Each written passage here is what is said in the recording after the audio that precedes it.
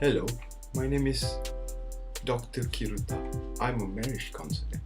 Though I may not know anything about marriage or human psychology, but with the power of my shallow observation, I'm confident that I could help any marriage in the world. Now, what seems to be the problem?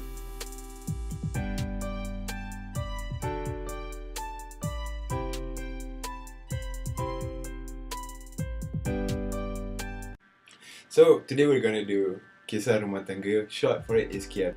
So basically this is a page where people confess things and then the admin will put it on post and semua orang akan comment about what they think about the situation. Salam sejahtera warga-warga KRT. Saya hanya ingin bertanya, siapa yang hendak seorang suami yang bertanggungjawab terhadap segalanya? Contoh, rumah yang disewa RM900, kondo mewah, kereta dibekalkan, loan RM550 sebulan. Dua-dua ni si suami yang bayar, tambah seminggu suami bagi RM1K sebagai duit perbelanjaan.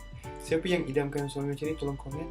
Ataupun ada apa-apa pendapat atau rasa suami macam ni tak boleh langsung bagi pendapat sikit. Terlebih tengok drama TV3. Alahai orang Melayu, bodohnya tak pernah nak dikurangkan atau disimpan, malahan ditunjuk-tunjuk lagi. Nasiblah aku tak ada masa dengan benda-benda ni. Well, you did took the time to comment on this. So, memanglah wujud. Tapi, dalam TV3 pukul 7 malam. Kikatnya kalau muka macam penyapu, bangun pun lambat, masak tak reti, pemalas nak mandi, malas berkemas, lepas tu mengidam nak laki macam dalam drama, memang takkan dapat lah. Rumah, kereta, barang dapur, bil, susu anak, bimbas anak dan lain-lain. Setiap bulan laki aku bagi 5K. Tak termasuk duit belanja aku 500 to 1K sebulan. Dalam sebulan anggaran laki aku bagi 6K. Semua bil. Duit rumah aku ya settle. Duit tu bukan untuk Joli, untuk keperluan aku dan family kecil aku. Wujud, tapi one in a million, down to earth, born to be lucky lah siapa yang dapat. Bukan duit aja, tapi kalau lelaki tu baik, penyayang, setia, wah, ni yang macam impossible. Tapi I believe there is. Siapa kata tak ada? Adalah weh. Tapi suami dia jenis yang berduit lah. Ada kenal seorang ni, tapi bukan kawan aku. Semua lelaki dia siakan. Syamil lagi. Tapi bukan duk kondo lah. Rumah semi-D dan rumah sendiri, bukan sewa. Kereta semua ada komplit. Kakak dia tak kerja pun, tapi dia ada butik lah. Ramai je suami macam ni kalau berduit. Tak payah cari yang boleh bagi kemewahan. Cukuplah yang boleh bagi rumah yang selesa, cukup makanan pakai, yang boleh mandikan anak, yang boleh tolong jaga anak, yang boleh kita request makanan. Kalau tak ada idea atau tak ada mood nak masak, setakat roti bakar dan nasi goreng pun si happy. Tak payahlah cari suami yang nampak indah di mata orang. Cukuplah dia indah di mata kita. Hati tak sakit, jiwa pun tenang. Wujud, cuma nilai yang disebut tu berbeza, tapi masih menjalankan tanggungjawab sebaik mungkin. Malah membantu dalam menguruskan hal ehwal rumah serta anak. Rumah, duit belanja, cukup makan, barang dan barang rumah, alhamdulillah semua itu tersedia. Cuma setiap kesenangan pasti kita kena tempuhi kesusahan dahulu. Takkanlah nak masuk rumah cuci kaki je kan. Nanti laki cari lain, jangan marah sebab laki berduit ni memang susah nak setia. Ada lagi ke suami yang macam ni? Bukan kat drama je ke? Tu pun kalau laki tu betul-betul kaya, lelah sediakan macam tu. Suami saya sekarang dah sediakan tempat tinggal, sediakan makanan, minum pun dah cukup. Hidup sederhana je, alhamdulillah. Nak cari suami macam tu, terutamanya lelaki Melayu, memang susah lah. Yang itu mesti nak lelaki itu kerja bagus, kerja banyak, dan of course memang tahu tanggungjawab sebagai suami. Mimpi je lah dia, oi. Tapi apa pun, jika suami kita tak berkemampuan macam tu, janganlah sedih-sedih, patut rasa syukur, sama-sama lah membantu. Susah sama susah dan senang sama-sama. Hubungan gembira dan ramai. Lagi best kan, kahwin ni sepatutnya lagi gembira dari memberi. Kalau rasa kahwin tu membebankan, asyik rasa tak cukup duit, suami tak bagi nafkah secukupnya, baik berpisah lah. Jangan siksa diri. Salam, cerita ni tak ada kena-mengena dengan saya. Macam ni. So basically, I'm not gonna read this through lah. This person punya boss and this other person from other department like having an affair, and apparently it's been going on for a year. The couple allegedly were like making out in the car or something, I don't know, probably. So the one who posted this tanyalah what should they do.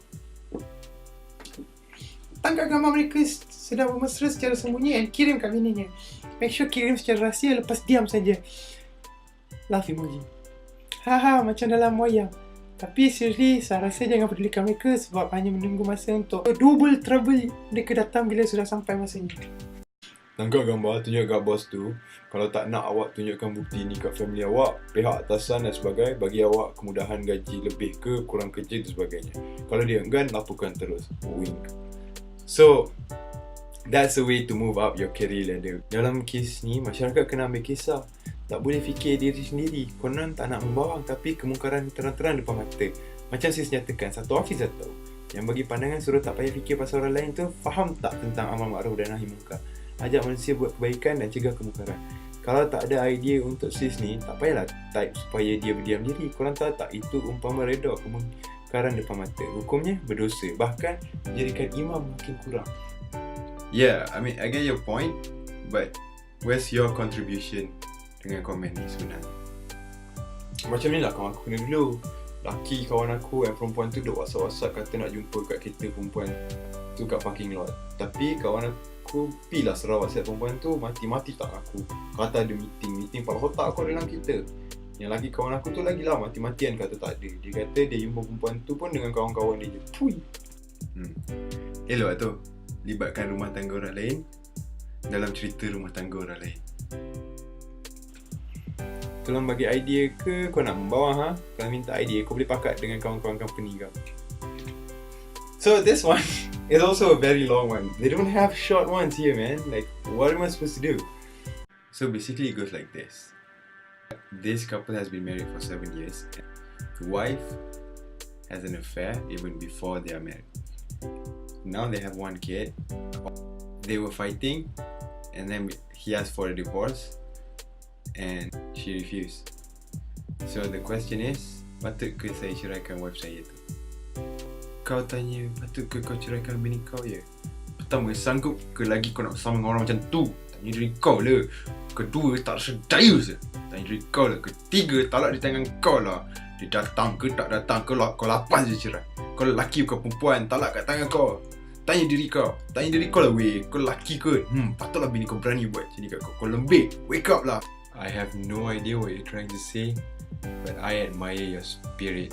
Memanglah wife kau tak nak bercerai sebab dia boleh layan cinta dengan lelaki tu. At the same time, dia boleh dapat macam-macam dari kau. Fikirlah jauh ke depan. Jangan jadi dayus. Okay, bye.